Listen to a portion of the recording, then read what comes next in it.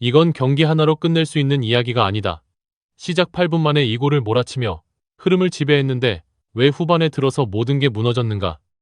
왜 골키퍼의 반복된 실수가 그대로 실점으로 이어졌고 왜 키썸의 퍼포먼스는 눈에 띄게 떨어졌으며 왜 김병지 감독의 전술은 경기 흐름을 붙잡지 못했는가?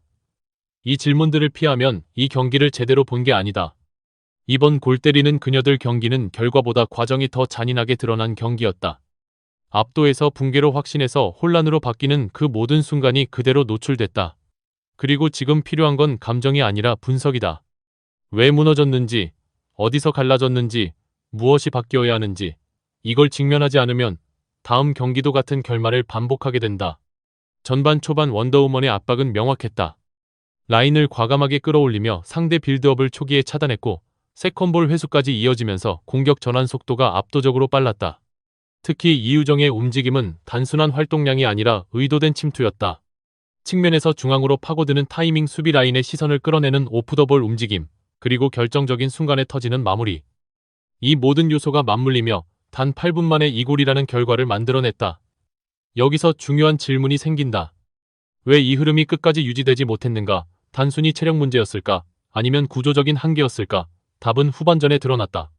전반에 과도하게 전진했던 라인은 체력 소모와 함께 점점 간격이 벌어지기 시작했고 중원 압박이 느슨해지면서 상대에게 전환의 공간을 허용했다.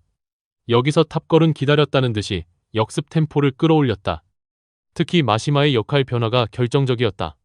전반에는 비교적 고립되어 있던 위치에서 움직였다면 후반에는 더 낮은 위치까지 내려오며 볼을 직접 연결했고 이 과정에서 공격의 시발점 역할을 수행했다. 이 변화는 단순한 개인 판단이 아니라 상대 압박이 약해진 틈을 정확히 읽어낸 결과였다. 결국 축구는 공간과 타이밍의 스포츠다. 그리고 이 경기에서 그 흐름을 더 오래 유지한 쪽은 후반의 탑걸이었다. 하지만 경기의 균형을 완전히 무너뜨린 건 골키퍼 포지션이었다. 양팀 모두에서 나온 결정적인 실수들은 단순한 아쉬움 수준이 아니라 결과를 바꾼 직접적인 원인이었다. 캐칭이 가능한 상황에서의 펀칭 선택, 위치 선정의 미세한 오류, 그리고 반응 속도의 차이, 이 모든 요소가 겹치며 실점으로 이어졌다. 특히 비교 대상이 존재할 때 문제는 더 크게 보인다. 시은미가 만들어 놓은 기준, 즉 기본적인 플레이의 완성도가 이미 리그의 표준이 되어버린 상황에서 그 기준에 미치지 못하는 장면은 곧바로 약점으로 드러난다. 골키퍼는 실수 한 번이 곧 실점으로 이어지는 자리다. 그렇다면 질문해야 한다. 현재 각 팀은 이 포지션에 대해 얼마나 체계적으로 준비하고 있는가? 키썸의 폼 하락 논란 역시 이 경기에서 피할 수 없는 핵심 이슈였다. 한때 팀의 중심에서 빌드업과 공격 전개를 동시에 책임지던 선수였지만 최근 경기에서는 판단 속도와 정확도가 눈에 띄게 떨어졌다. 패스 타이밍이 늦어지고 볼을 끄는 시간이 길어지며 공격 흐름이 끊기는 장면이 반복됐다. 이는 단순한 개인 컨디션 문제가 아니라 팀 내 역할 변화와도 연결된다. 캐시와의 비교 구도 속에서 상대적으로 존재감이 줄어든 상황, 그리고 상대 수비가 키썸을 더 강하게 압박하기 시작한 환경. 이 모든 요소가 겹치며 퍼포먼스 저하로 이어진 것이다. 그렇다면 여기서 필요한 것은 무엇인가? 더 많은 볼터치인가 아니면 역할의 재정의인가? 김병지 감독에 대한 전술 논란도 이 경기에서 다시 불붙었다. 가장 큰 문제는 수정의 타이밍이었다. 전반에 상대의 압박에 밀리는 장면이 반복됐음에도 불구하고 라인 조정이나 포지션 변화를 통해 흐름을 끊어내는 장면은 거의 보이지 않았다. 후반에 들어서야 자연스럽게 선수들의 위치 변화가 이루어졌지만 이것이 감독의 의도였는지 선수들의 자율적인 판단이었는지는 분명하지 않다. 현대 축구에서 감독의 역할은 단순한 지시자가 아니라 경기 흐름을 읽고 즉각적으로 대응하는 현장 전략가다. 그렇다면 이번 경기에서 그 역할은 충분히 수행되었는가? 이 질문은 피할 수 없다.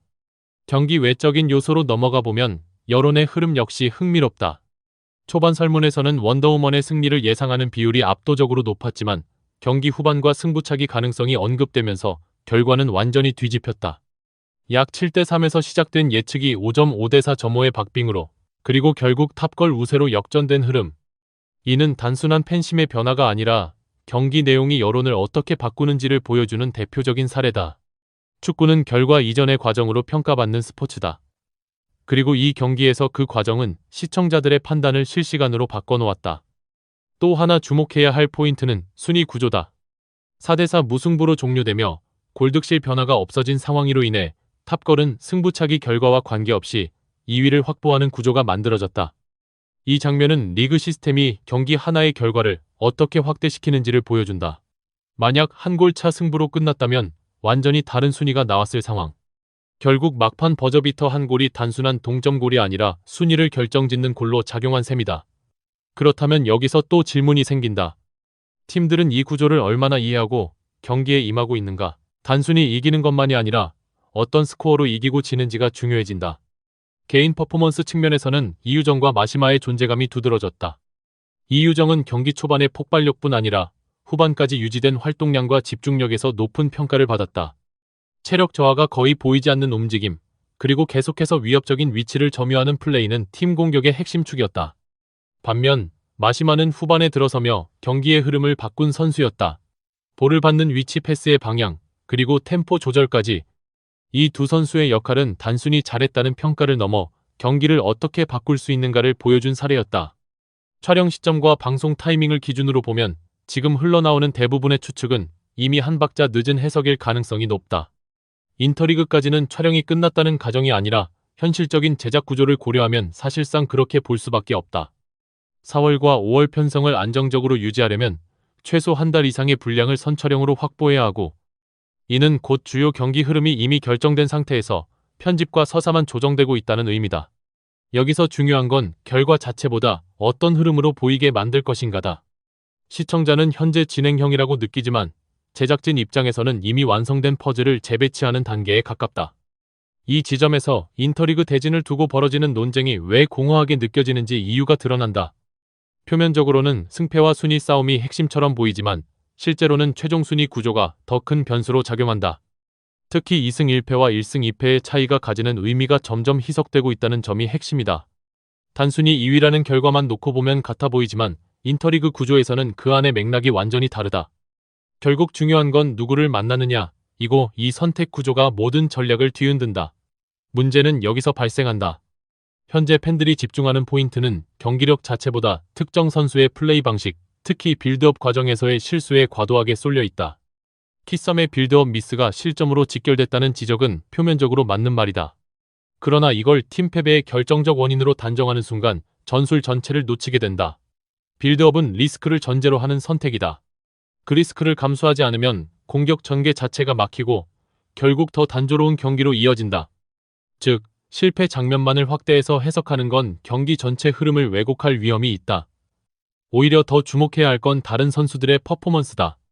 우희준의 득점, 목나경의 어시스트는 분명히 팀 전술이 완전히 무너진 상태가 아니었음을 보여준다.